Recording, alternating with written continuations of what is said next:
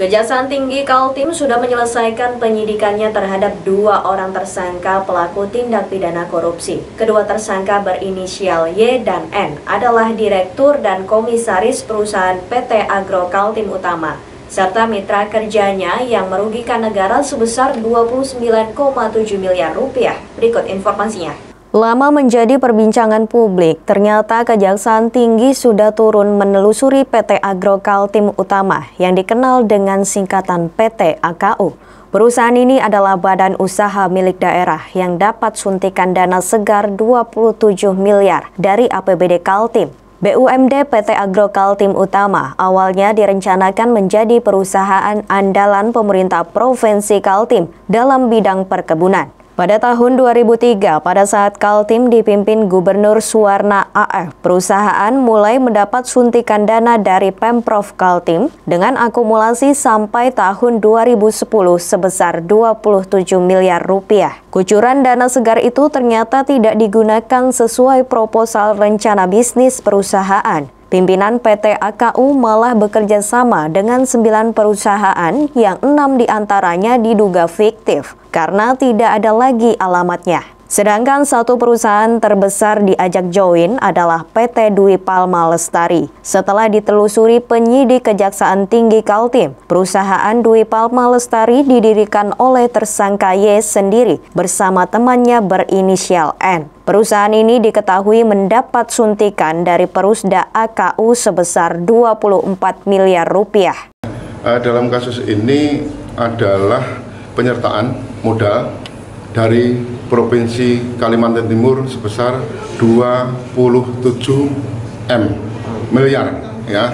Tetapi dalam pemeriksaan kami di tingkat penyidikan itu dalam kenyataannya yang pertama proposal adalah tujuannya untuk usaha perkebunan ya, tetapi oleh tersangka inisial N dan Y dan N itu yang bersangkutan membuka kerjasama dengan 9 perusahaan. Tapi dalam 9 perusahaan itu 6 itu tidak benar, fiktif, termasuk antara lain 1 yaitu PT Dwi Palma Lestari yang didirekturi oleh yang bersangkutan ya, tersangka Y dan N. Itu selama 4 tahun itu saling berganti, setiap tahun berganti.